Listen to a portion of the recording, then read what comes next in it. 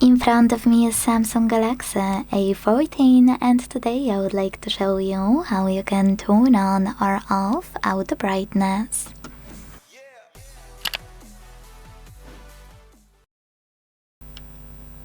First of all, go into Tab menu.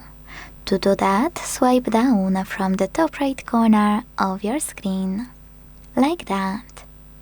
Then hold your brightness slider. And when you see this pop-up, Manage Adaptive Brightness, thanks to this switcher right next to it. Then to save your changes, select Done. If you wish, you can also go into Settings, scroll a tiny bit to click on Display,